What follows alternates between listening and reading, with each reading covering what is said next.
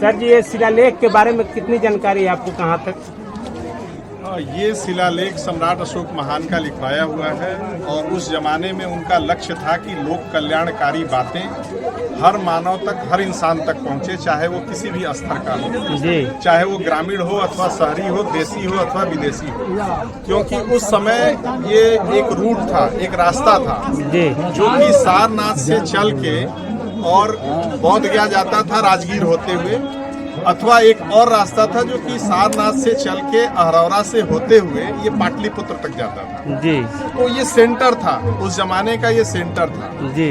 और इस सेंटर पे तमाम देसी विदेशी यात्री, तीर्थ यात्री और व्यापारी लोग इस जगह पे आया करते थे। तो उस समय अशोक महान ने सोचा कि ये जगह सबसे अच्छी होगी दुनिया के लोगों को बताने के लिए कि सम्राट अशोक महान क्या चाहते हैं जी, जनता के कल्याण के लिए, लोक कल्याण के लिए क्या चाहते हैं। वो उस जमाने में उन्होंने यहाँ पे जो लिखवाया, और ये चूंकि धम्म लिपि में लिखा हुआ है और उस जमाने की पाली भाषा में, तो उसमें उन्होंने स्पष्ट तौर पे लिखा था कि 256वीं रातें जो हम यहाँ व्यतीत कर रहे हैं, और ये दुनिया के लोगों को संदेश देना चाहते हैं कि लोक कल्याणकारी राज्य की स्थापना किस प्रकार से की जा सके, अपने से बड़ों का सम्मान किस तरह से लोगों को करना चाहिए, दूसरे धर्म के, दूसरे विचारधारा के मानने वालों का के साथ व्यवहार कैसा करना चाहिए, और अपने गुरुजन अथवा वृद्ध माता पिता अथवा किसी भी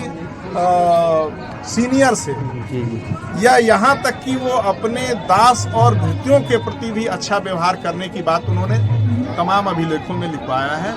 तो ये संदेश उनका इस जगह से था। और ये मोरिया मठ, ये बहुत शानदार जगह है। अभी एक जगह मैं अभी रास्ते में आ रहा था तो उस गांव का नाम मैंने पढ़ा मठ, यहीं पे मठिया, वही है इसी का। तो इसका मतलब ये है कि ये बहुत बाद तक ये जगह मठ के नाम से जानी जाती रही जी। अब उसका बचा हुआ सिर्फ नाम छोटा सा मठिया है। तो ये इस बात का सबूत है। और एक और बड़ा सबूत आप लोगों को दे रहा हूँ। अभी जब मैं सारनाथ से यहाँ पे आ रहा था तो हमारे साथ प्रोफेसर साहब हैं, आज के जो मुख्य वक्ता हैं, और तिब्बती यूनिवर्सिटी में साहब प्रोफेसर हैं। तो जब हम लोग रास्ते में आ रहे थे तो एक जगह चकियाँ है, तो जो भगवान बुद्ध का धम्म चक्र जी, तो वही वो चकियाँ वहाँ। साधु साधु, क्या बात। तो ये चकियाँ जो है वो भगवान बुद्ध का धम्म चक्र है, और ये मोरिया मठ का अभी मठिया है, और ये खुद भी मोरिया मठ है। तो ये सभी चीजें रिलेट कर रही हैं। दुनिया के लोग तो जान गए हैं, पूरी दुनिया के लोग बुद्ध और सम्राट अशोक महान की बातों को, बुद्ध के देशनाओं को और सम्राट अशोक महान के उद्घोष को जान गए हैं। बस भारत के लोगों को जानने की जरूरत है। भारत के लोग जितना जल्दी जान जाएं वो पर्याप्त होगा। तो सम्राट अशोक महान ने अपने प्रजा को अपनी संतान माना, लेकिन तो संतान सम्राट अशोक महान को पिता क्यों नहीं मान रहा है सर? ये तो बहुत बड़ा प्रश्न है, और ये प्रश्न उन संतानों से करेंगे तो ज्यादा बेहतर है। हमने तो अपने संतान होने की भूमिका का निर्वहन किया, और अपने भी संतानों को लेके मैं यहाँ तक आया। तो अब बाकी जो लोग यहाँ आए हुए हैं वो लोग इस अपने कर्तव्यों का निर्वहन कितना कर रहे हैं, वो ये बात तो इसका अच्छा उत्तर उनके पास होगा।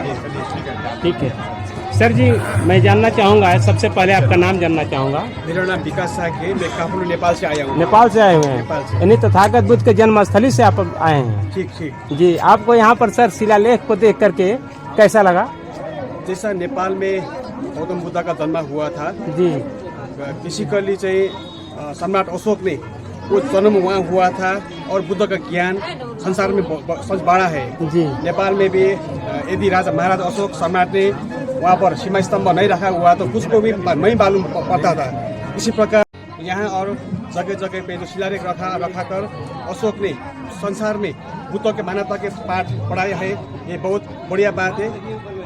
सर मैं जानना चाहूँगा कि नेपाल में बुद्ध के क्या स्थिति है?